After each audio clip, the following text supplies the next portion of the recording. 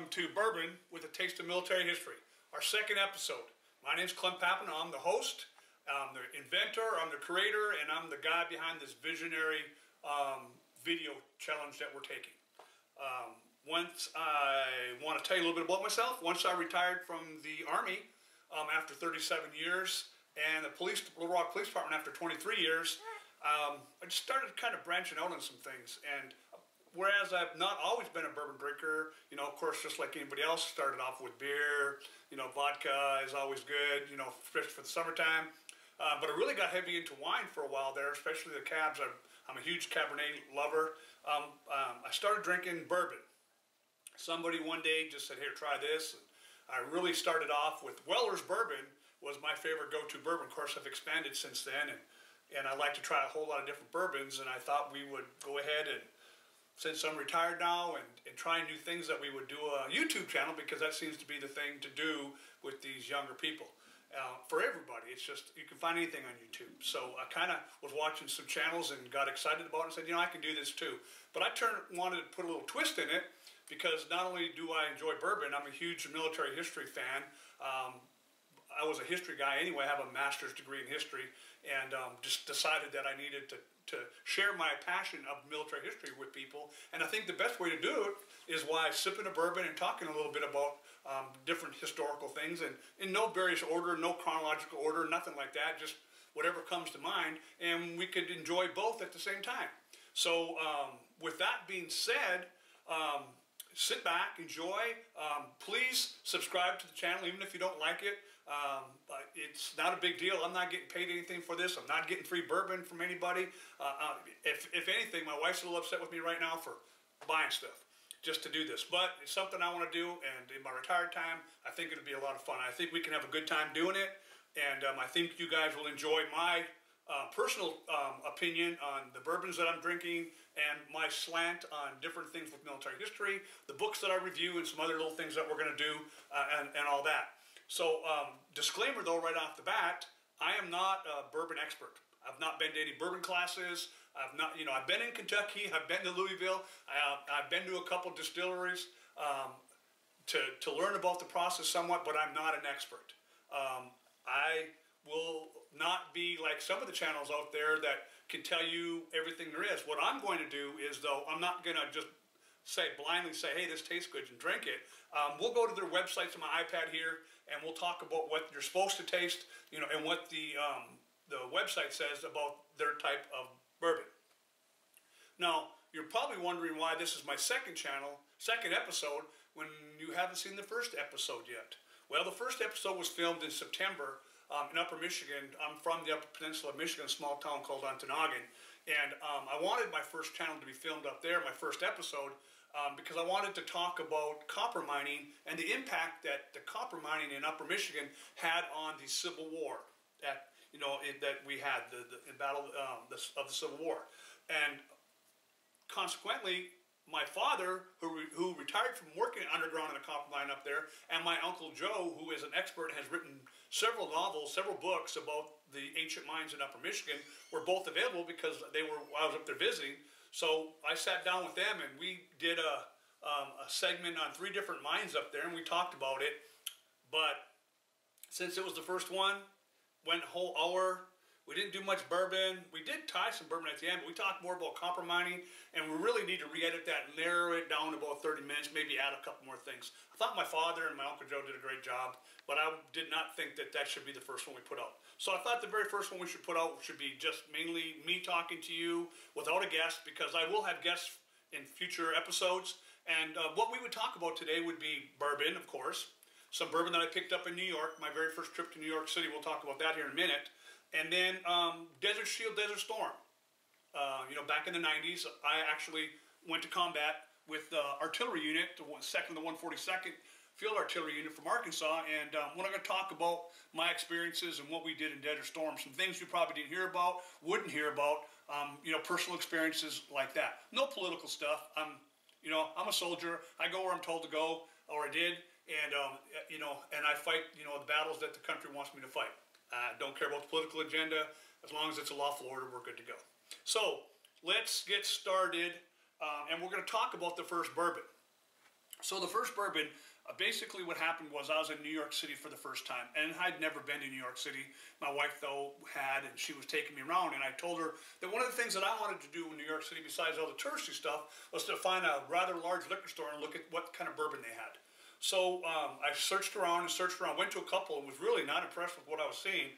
And then I happened on an ad for a bourbon store, and it was very close by to where we were. It was called Ambassador Wine and Spirits, and they're at 1022nd Avenue in New York, New York.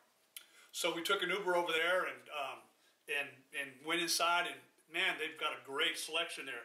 And I met a guy named Michael Mahoney, who's the assistant manager there, and he knows his bourbon. Trust me. If you're ever in New York City and you want some bourbon at a reasonable price, by the way, not the high-end New York prices where I was seeing earlier, but appropriately priced bourbon, then go see Michael at Ambassador. Really nice guy. I told him I'd give him a shout out, and I told Ambassador they didn't give me any break on the bourbon or anything like that, but I just told them that they were so nice to me that I'd give them a shout out. So here's a shout out to Michael and people at Ambassador in New York. So one of the bourbons he told me about was this bourbon right here called Blackened. It's a bourbon that is with the Metallica band, and here, let me pop this iPad back on real quick. And he talked about it quite a bit. And what was cool about the Blackened was the fact that Metallica, they blast Metallica hard rock music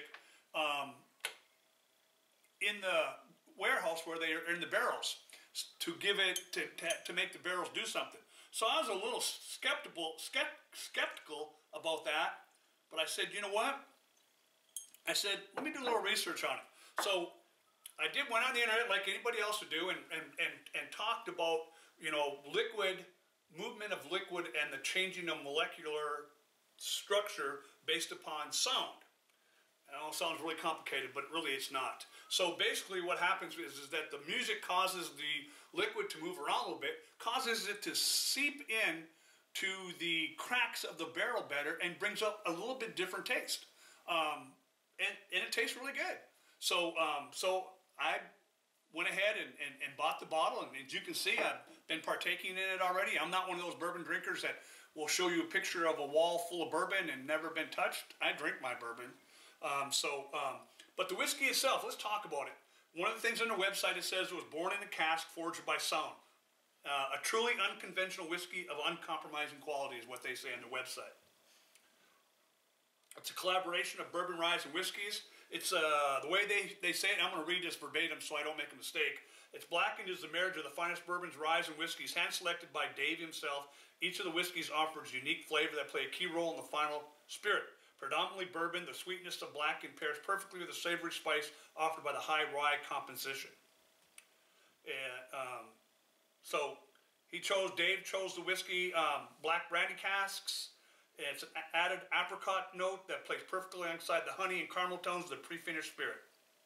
So after the whiskey has been combined in the black brandy cask for finishing, they jolted back to life by the unmistakable, earth-shattering music of Metallica, using our proprietary sonic-enhanced system, Black Noise. The whiskey is pummeled by sound, causing it to seep deeper into the barrel, where it picks up additional wood flavor and characteristics. So there you go. So I like it. I tried it. Now, I'm not going to be able to, I think my palates have probably burned out a long time ago, but I'm going to go ahead and try it. I will say these little glasses right here, you know, you see everybody in the YouTube channels doing it. I said I better probably get some of those. So thanks to the people at It's Bourbon Night, you know, I watched their channel. They sell these glasses on Amazon. I went ahead on Amazon, ordered them, and they're nice. And so we're going to try this bourbon now. I'm going to tell you what I think of it, and we'll discuss a little bit, and we'll go on. So it's not overpowering in its smell to me at first. I'm not, you know, some bourbons you can open up a bottle and you're overpowered by it. This does not do that.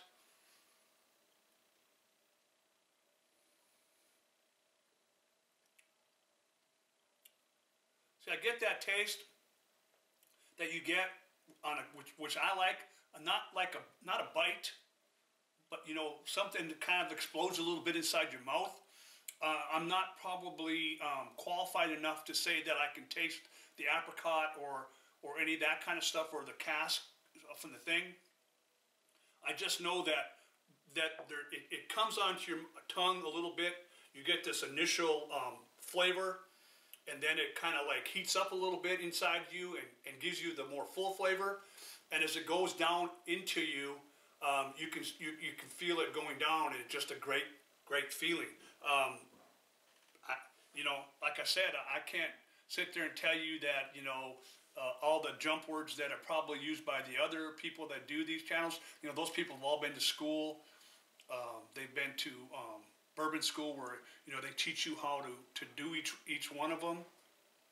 But I just like it. If I can find another bottle, I know they don't sell it here in Arkansas where I'm from, but, if you get a chance to get Blackened, I think you'll really enjoy it. It was not that expensive.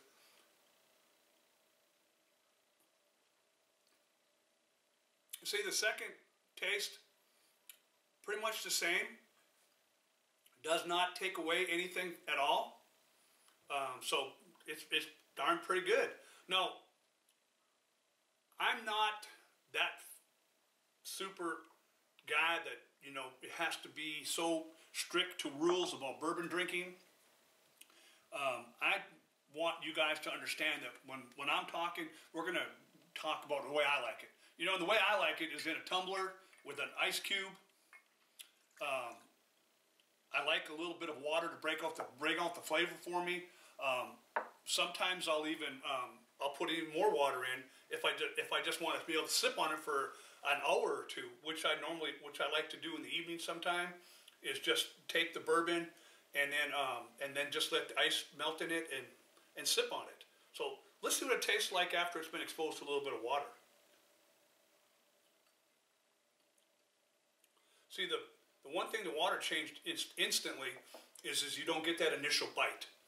I still get that great feeling in the rest of my mouth. I still get the warmth as it goes down, but the water, I think, took away that bite in the very beginning. So, but that's the way Clem likes bourbon. That may not be the way you like your bourbon. It may not be the proper way to like bourbon, but my show, my bourbon, I bought it. That's the way it's going to be. So, Blackened, good bourbon. I think you should find it and give it a try. I know I like it, and I'll definitely buy more bottles of it. I'm not a big Metallica fan. Liked their music when I was younger, but one of the things. So recently, I'm in Barnes & Noble, and I'm looking in the magazine rack, and I see this American Whiskey magazine, and they're talking about Metallica's whiskey, Blackened. So there's a good little article about it in there. It was interesting to read. I wanted to give a shout out to the guy.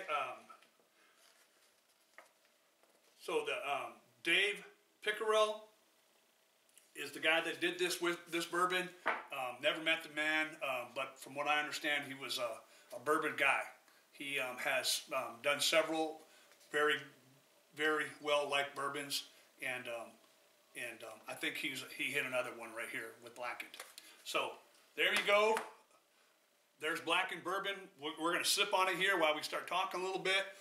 Kick back a little bit. I'm going to kick back a little bit, and let's talk about Desert Shield, Desert Storm.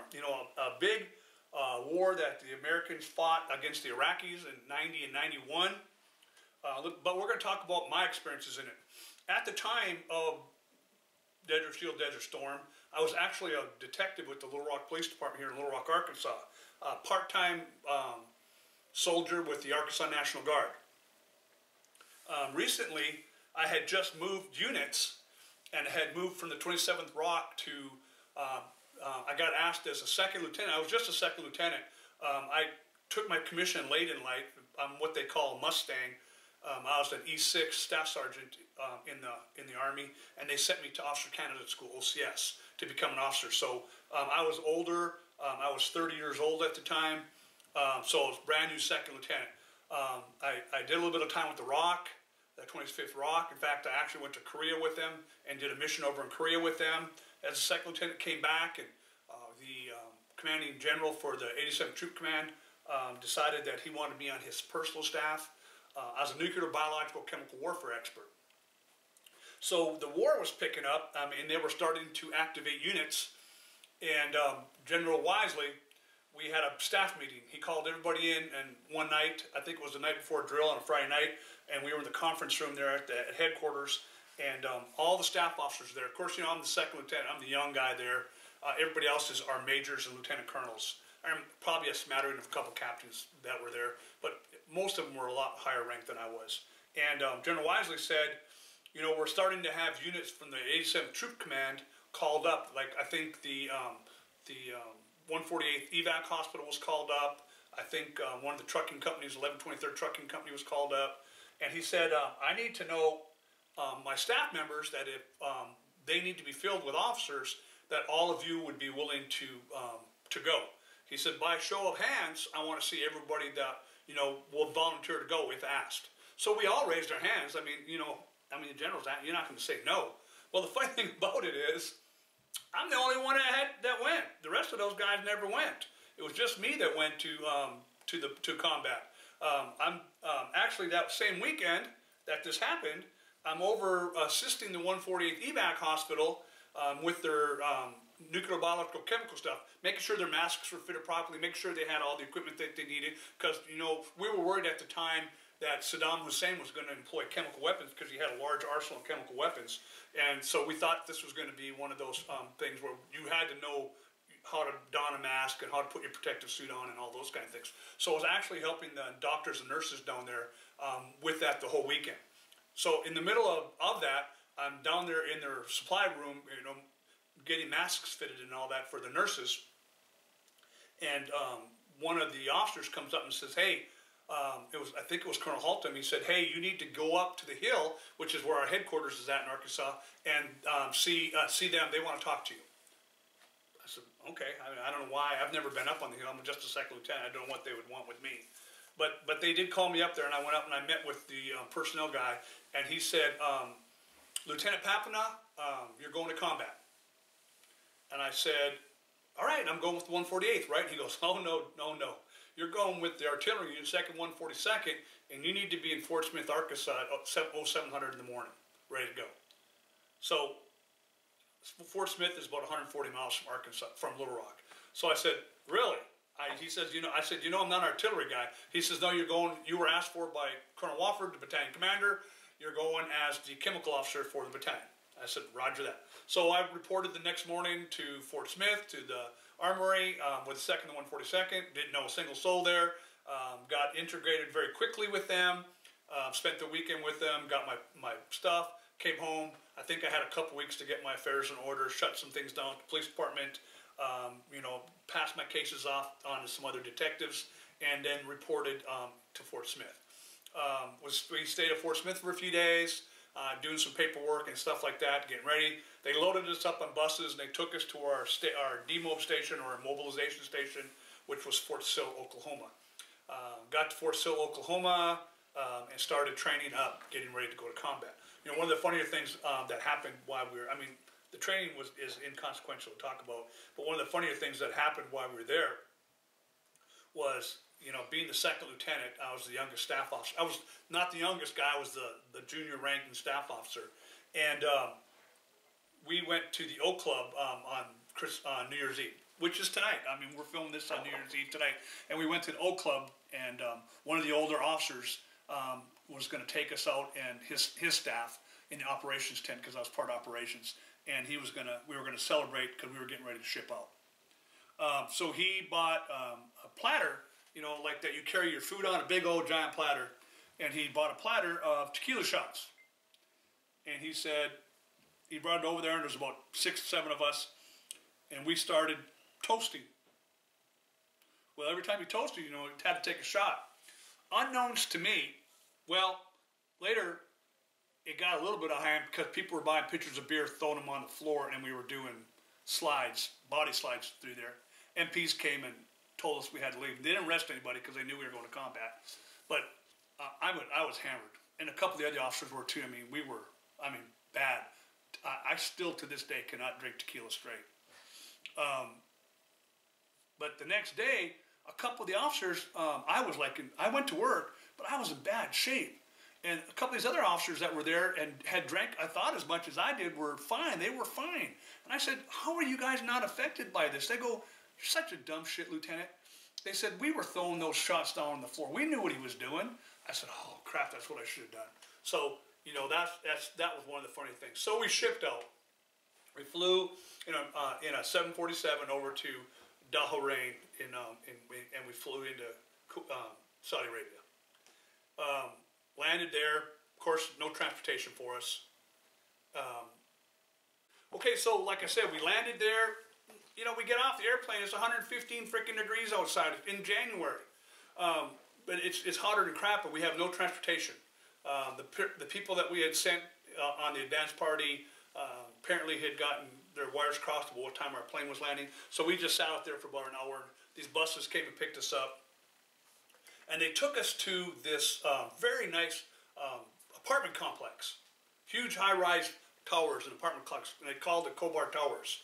And it was my understanding that what happened was that the Khobar Towers was originally built by the Saudis for the Bedouins out in the desert who lived in tents and just roamed the desert, was trying to bring them in and give them free housing and all that. But the Bedouins didn't like it.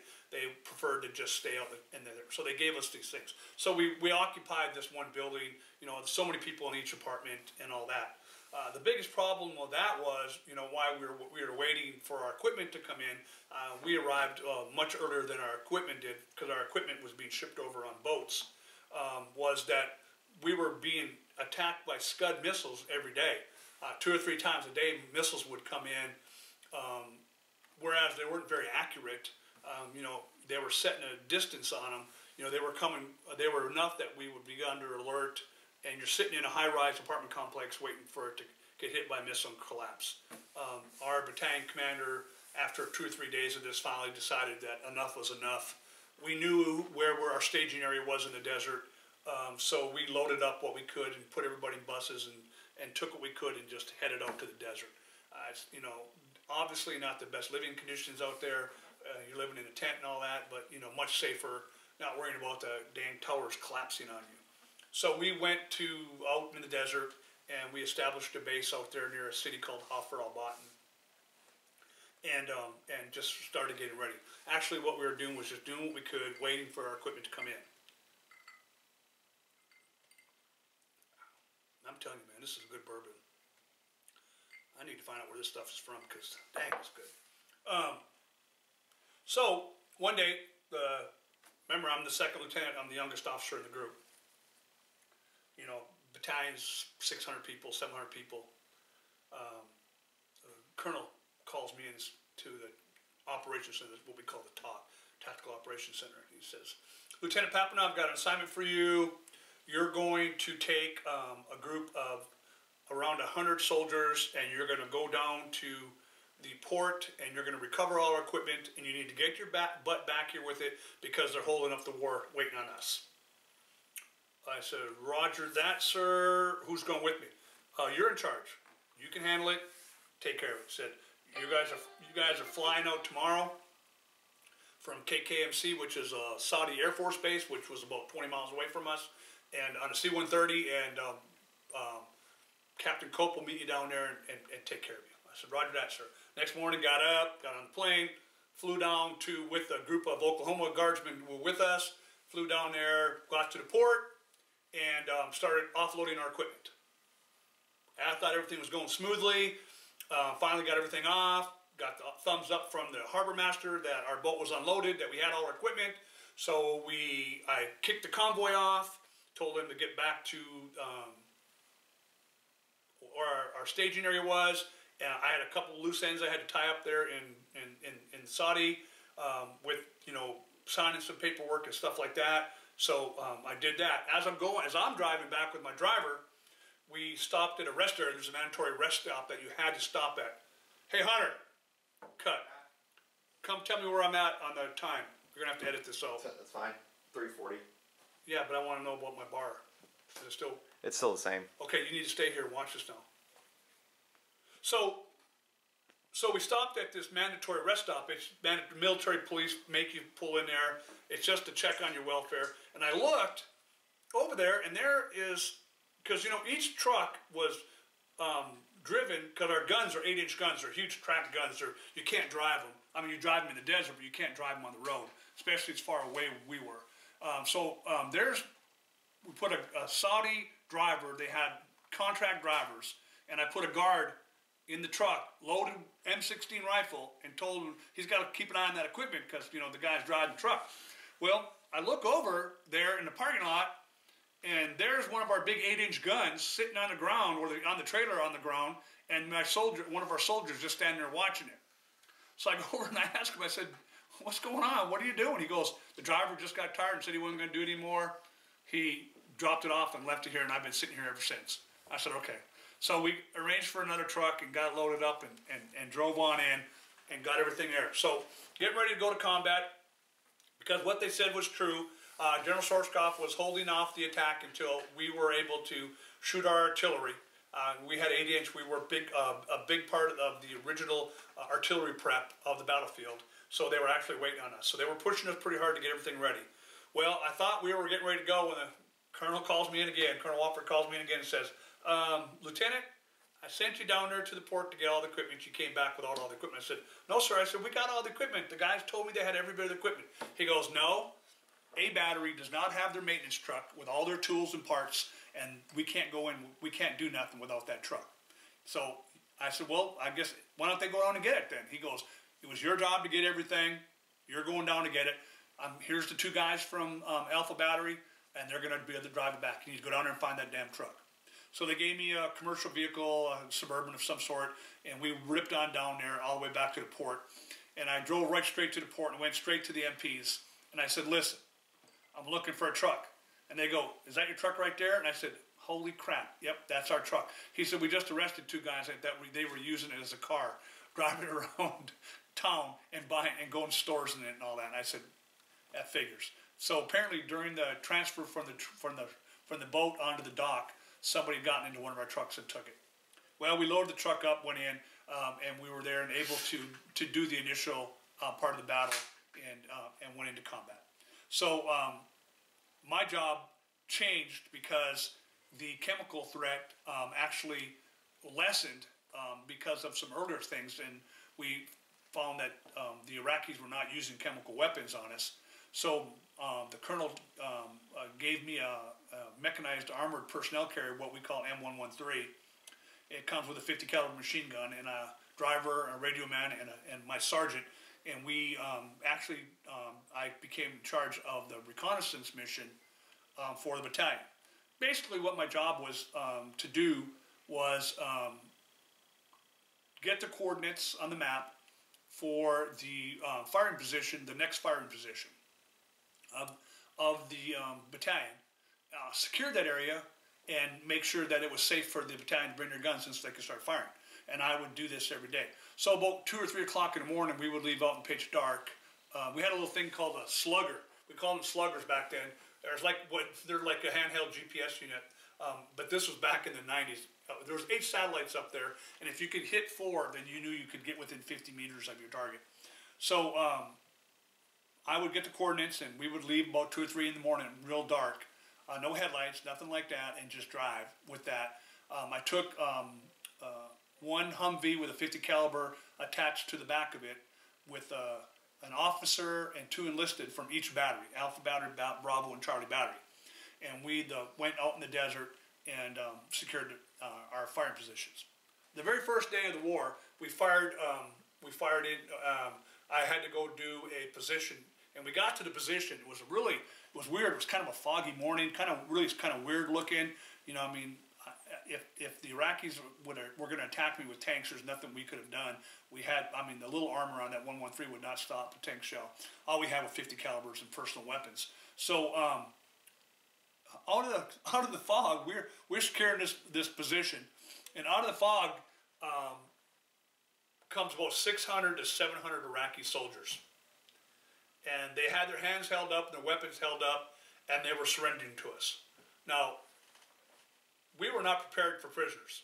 Nobody had briefed us about prisoners. Nobody had talked about them surrendering en masse. You know, so we weren't prepared for it.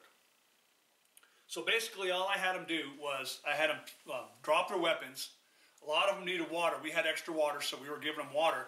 I called back to headquarters on the radio, and They were equally as surprised as I was and really didn't have any advice for me, but just to hold them there and they would get back with me.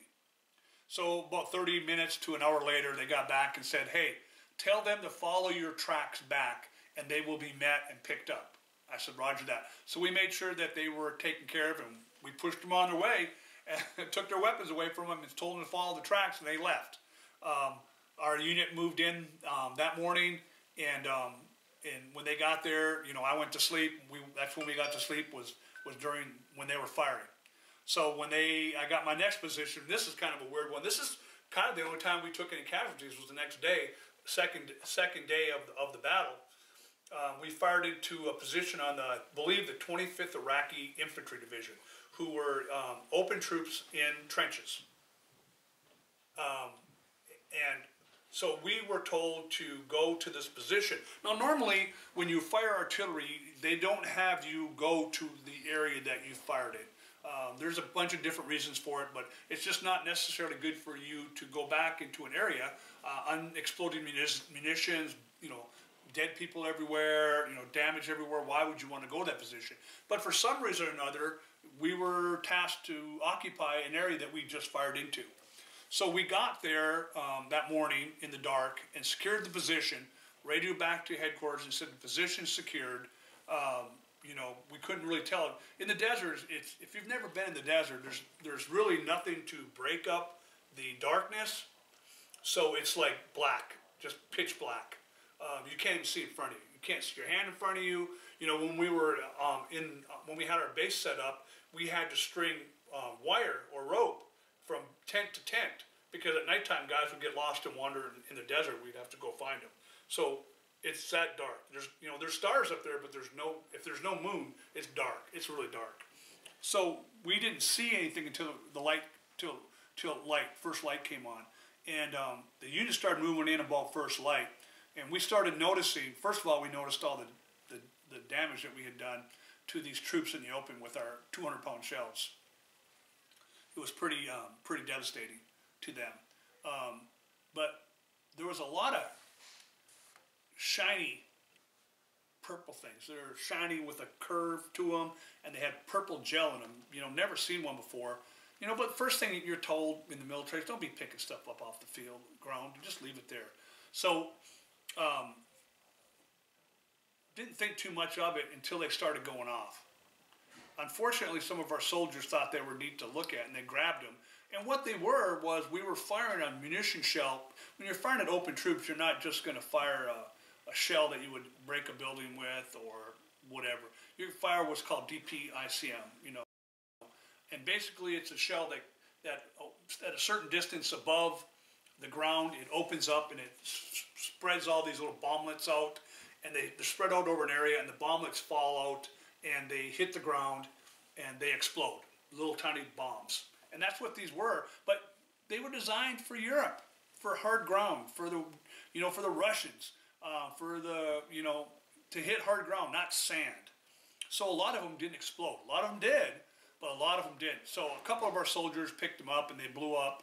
I think we took 5 casualties that day. Nobody, thank goodness, was killed that day, but we did have a couple that lost a hand or eye or something like that and had to be evac'd out to Germany.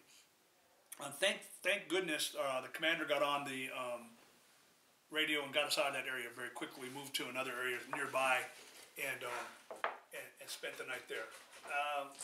The next day was kind of uneventful, but the 4th day proved to be kind of eventful.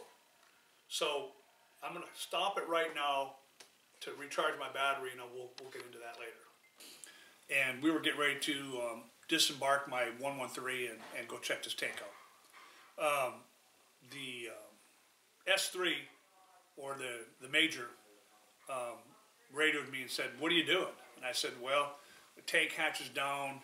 I don't like that. I think we need to check it out. This is on the route that the unit's coming in. Let's just give it a quick check and make sure it's okay." Now, I've been doing this every day, so this is kind of normal stuff for me.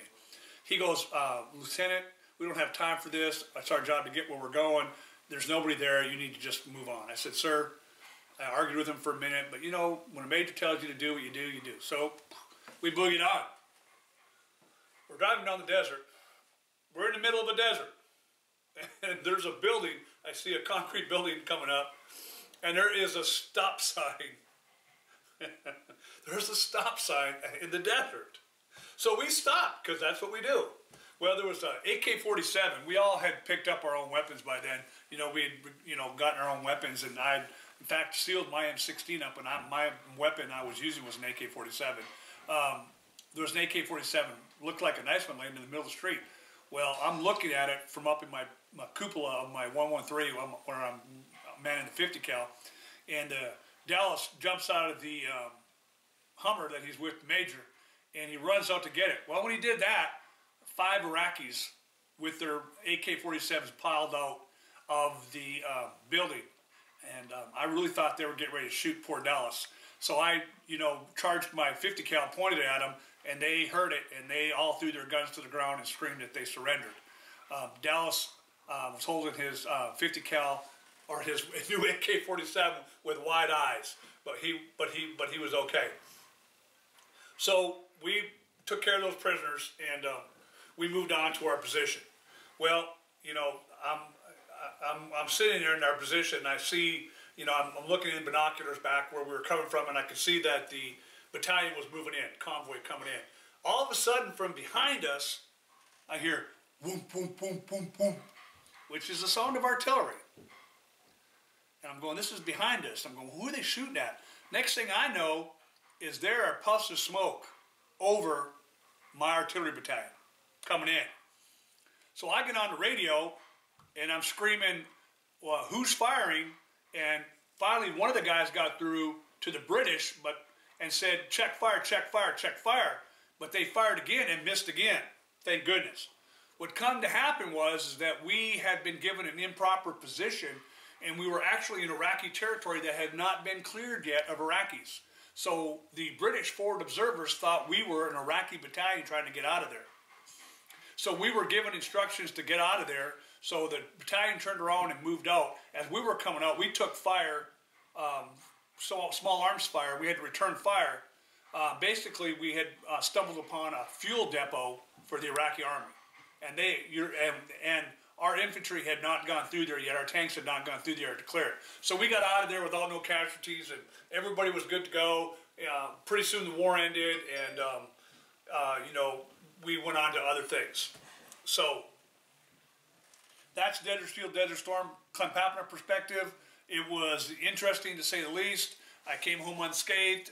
We only took 5 wounded. Nobody was killed, so it was a successful war for us. There's a lot more stuff that can be talked about. Desert Shield, Desert Storm. We'll probably talk about it some other time. I think I, would like to end this. I really wanted to talk about 2 bourbons, but we only made it to 1. I'm so enamored with this Blackened that that's all I wanted to drink today.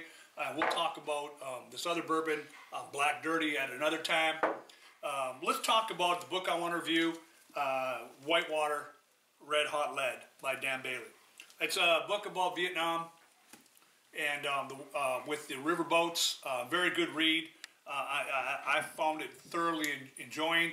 I'm going to put on the website, on the notes below, how to get the book, the publishers and all that. And I think that you will really enjoy it.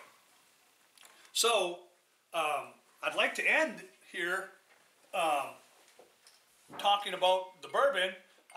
Like I said, holy cow, this is the way Clem drinks it, with a little ice.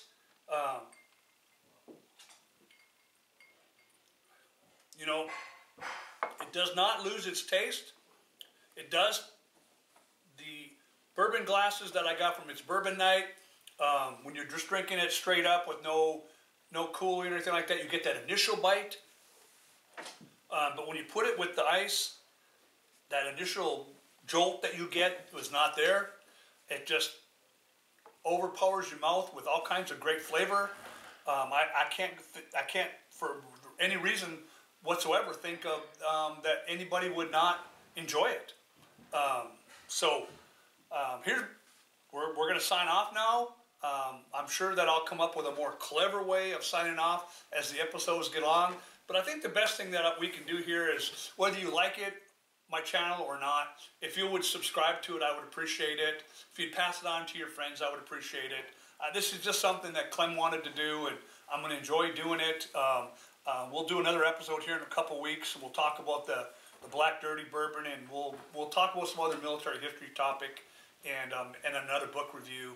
Maybe we'll even have a guest. Maybe not. I don't know. I definitely want to bring some guests on. I've been asked by several guys to come on, and hopefully they'll come on. But until then, I think you should keep drinking bourbon. I think you should drink bourbon the way you like to drink bourbon. Don't listen to anybody tell you how to drink it. Buy a bottle at your local liquor store. Try different things. You know, recently I tried a $17 bottle of bourbon that was excellent, and we'll talk about that in one of these episodes. So you don't have to spend a whole lot of money to go out and buy bourbon. You can buy it cheaply. Go to your local liquor store and buy some bourbon and drink to your heart's content. Don't drink and drive, but sip some bourbon, enjoy yourself, and Happy New Year, and looking forward to a good year 2019. We'll see you later. Lieutenant Colonel Clem Pappan signing.